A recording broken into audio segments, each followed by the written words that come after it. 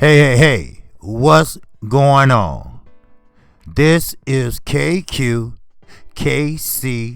Boxing Network. This is only for my chat/subscribers. This is the first and only time I will do this, because you know my code. If it's a such thing as a code, but you know my principles that I stick to boxing. But with this, I think it was something special. Bear with me, and I hope you will enjoy the history of Michael Jeffrey Jordan family history, which goes back all the way to the Civil War. We're talking about 400 years. So, let's get in it. Now, years ago, after a bad hurricane hit Wilmington, North Carolina, Michael Jordan came back. He came back to help the recovery effort. Jordan doesn't go home very often, but he had some friends with him, and he took them with him on that trip and wanted to show them where he grew up. While they were in town, the house, a middle class, split level, is at 4647 Gordon Road near U.S. Highway 117. It's the address where Dean Smith, the head coach of North Carolina Tar Heels, sent all his recruiting letters.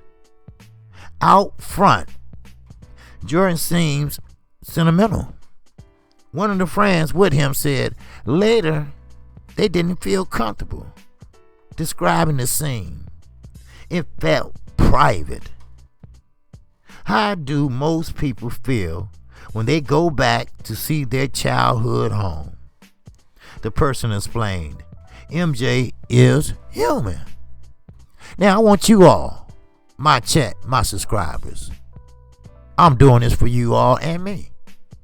I want you to sit back and reminisce and try to imagine yourself and go back and stand in front of your old home that you had great memories in. As I move on, someone suggested ringing the doorbell, but they worried about disturbing the current occupants. So his friends just stood there a moment with him, watching Michael look at the house where he used to live. Very early, I had a personality split, Michael Jordan told everyone. Now, one that was a personal persona and one that was private. Now, for nearly 400 years, 6 generations of Jordans have lived on a tiny wedge of land in rural Wilmington, North Carolina. It was there where Mike learned the lessons that would help him become Michael Jeffrey Jordan, the GOAT, the greatest of all times that ever bounced a round ball. US 117 IS, the mother road of Michael Jordan's past. It runs from Wilmington to Wilson, North Carolina. There have been Jordans living along the corridor since the Civil War. Now, there's a young man named Al Edgerton, a longtime engineer in North Carolina Department of Transportation, and a grade school classmate of Jordan. He was part of a crew that resurfaced 117 less than 10 years ago. The highway cuts through fields and little towns. We all remember. My family came from Arkansas, home of red clay, red dirt they call it. We had little towns like that. You went 2 blocks, you're in another town. You went 3 blocks that way, you're in another town. Do you feel what I'm saying, my subscribers, my chat? This is for you all. You know, something just to shake up some shit. How about that? Now, a lot of agricultural type equipment is running up and down that road. Now, Al says, when you get around Wallace, where Michael Jordan's father was from, that's an A-type county. You have a lot of farm trucks and tractors and pulling tractors and pulling trailers of tobacco. Al met Mike in the 3rd grade. Now, my oldest daughter, that's a doctor by PhD, her and her 2nd grade friend are still friends to this day. And me and her father are friends to this day. Ain't that something? Everlasting friendship. Everlasting bond that you cannot bear or take away. Now, as they were teammates, Mike and Al, in 3 sports growing up. They competed against each other in the Babe Ruth baseball in the brutal North Carolina summers. It's hard to fathom July heat in New Hanover, Pender, and Dublin counties if you don't live there. We all know the blistery heat in the South.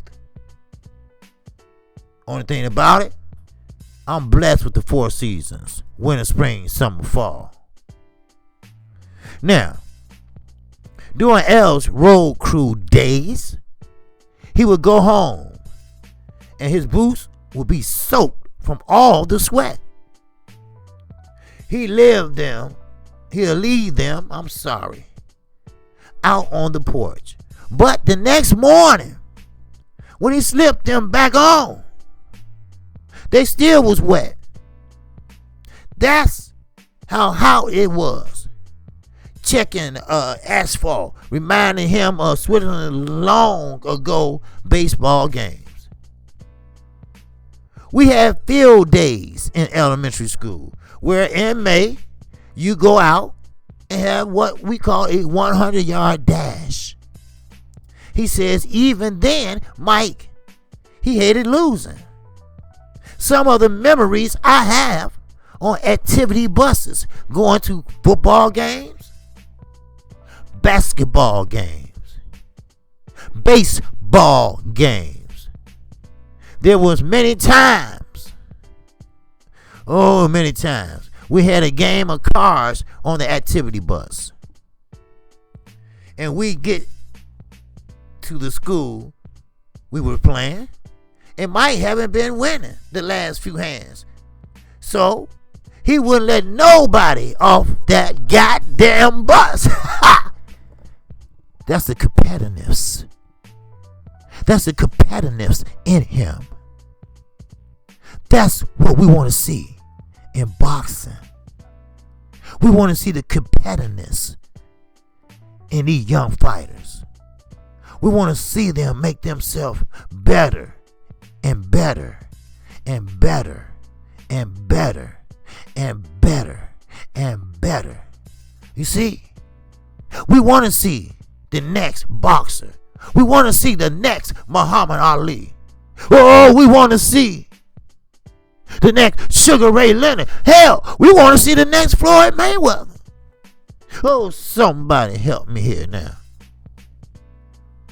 Now, Al said he met Michael Jordan only once. It must have been 30 years ago, when the Bulls star came back to his hometown to put on a basketball clinic. They ran into each other afterwards and laughed. and told stories for a good half an hour. They knew the same people their fathers had sat together at their games. They driven the same roads to and from school. I don't know Michael, Al says. I always known him as Mike. You see? Now, they do have a road.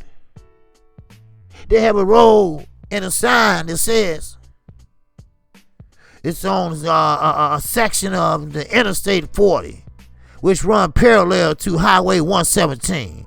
It was dedicated to Michael Jordan in September of 91, 3 months after the Bulls won their first NBA title. Oh my God, he was the answer to Chicago prayers. Somebody help me now. Once more, he is the center of our sporting lives. Michael Jordan wasn't destined to just fade away. After the 1997-98 season, which we had been reliving in The Last Dance, Phil Jackson looked into the future.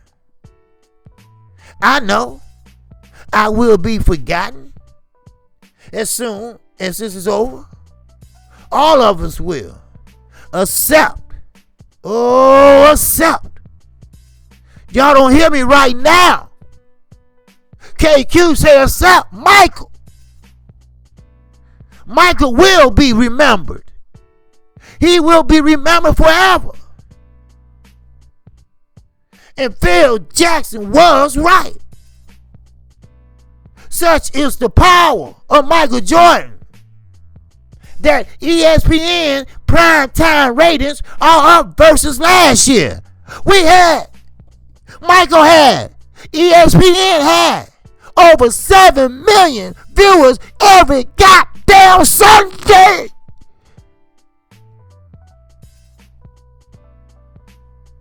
Do you hear me? Oh, talk to me, somebody. The documentary tells the familiar story of Michael, cut from his high school basketball team to 6-time champion of the NBA. It is a story about will and work, and nearly every viewer knows how it ends. But still, they're compelled, because even though he is among the most known people on the planet, he remains a mystery. He knows what, but not the whys. North Carolina coach Roy Williams is watching The Last Dance and remembering when he recruited Michael Jordan.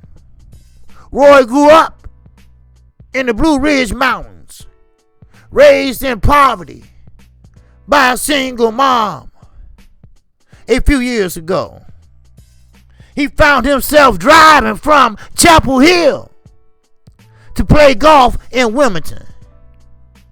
He was alone, and he slipped off the interstate and drove over to the house of Gordon Road.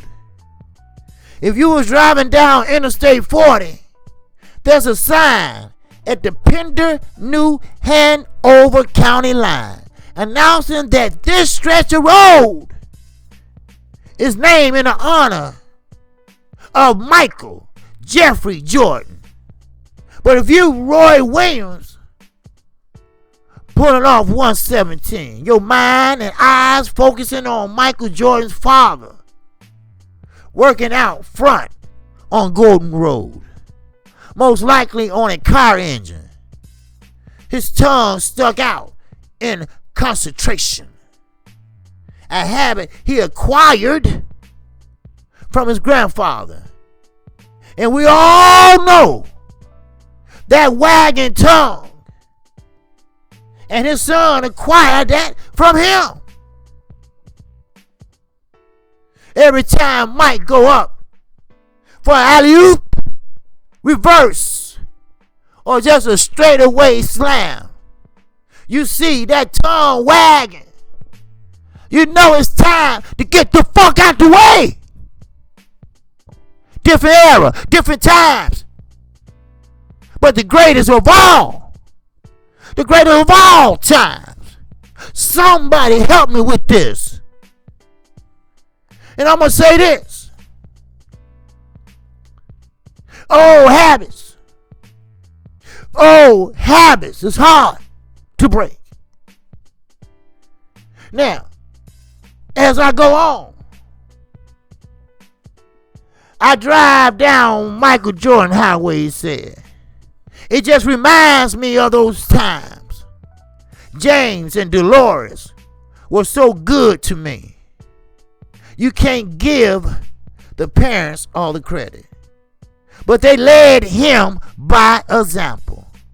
They taught him hard work. Michael Jordan has become so public, it can seem as if he were born fully formed. Of course, that's not true unless you're a conspiracy theorist like we have now. His family spent at least 6 generations. Count them, 6 generations in one small patch of a swamp, a cropland, in the rural outskirts and farm towns near Wilmington, on and around Highway 117. He remembers his grandparents still eating dirt and clay. And now, a little known practice brought to the South from Africa, getting kneaded iron from the land. Michael used to eat the orange and red clay for dessert when he visited them. He grew up not only hearing about a vanishing world, but he saw the last pieces of it too. A kind of life that died for much of America at the turn of the century, but somehow kept growing. The US 117 for 70 more years. He had left the history behind and yet carried it all inside of him too. Which means maybe, oh just maybe, the way to unravel Michael Jeffrey Jordan from Mike is to look at where and when his rural North Carolina roots quietly molded his career, and to consider how the land where he grew up shaped his ancestors who shaped him. See, 5 Sundays ago, in the last hour before the last dance premiered, Michael Jordan got a text message. He looked down at his phone and saw it was from the son of one of his old security guards. Those guys crossed Michael's mind a lot during the pinnacle of his fame. A group of retired and off-duty Chicago policemen kept him both insulated and connected. The Sniff brothers, they jokingly called themselves, as in jock sniffers. There were 5 or 6 core guys. Jordan took care of them alone after his playing career ended. He deeply misses the 3 who have died in the years since. We remember Gus. We remember Gus' wife. His name was Gus Lett. He was a former Chicago narcotics police officer. Then you had Clarence Travis. Then you had John Michael Wozenek, whose son Nikolai sent the text. Nikki sent a picture of Michael holding the NBA championship trophy. And there, oh, there in the background was his father. Oh, somebody help the singing OG get this through. The Smith brothers was always around. Now, I'm going to stop right there. I'm going to continue this. This is part 1 of a 2-part series honoring Michael Jeffrey Jordan, honoring the last dance of his career. I'm from Chicago, Illinois. I grew up on the south side of Chicago. I grew up on 6818 South Morgan Street, Inglewood, Chicago. The highest murder, rape area in Chicago as of now. But one thing I can say, one thing I can tell you, 68th and Morgan, 69th Street, kept me grounded, kept me safe, allowed me to be able to defend myself, to keep my head on a swivel, to be myself, to keep this shit real, to keep this shit real in my chat, in my goddamn subscribers. That's what Inglewood, Chicago taught me. I have the same feelings as Michael Jordan has when I see my old home where I grew up for 20-something years. I stand back and look. Then I stand back and look what's around me. I said, my.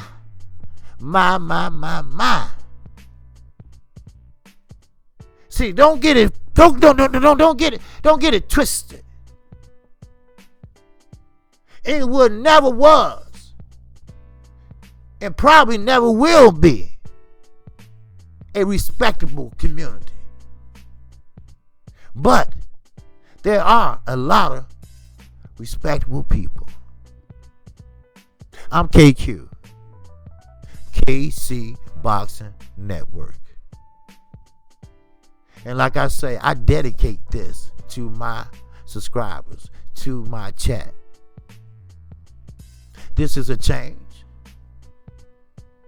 but it's one and only a one-time change. So I hope that enlightened you a little bit. And hopefully part 2 will enlighten you a little bit.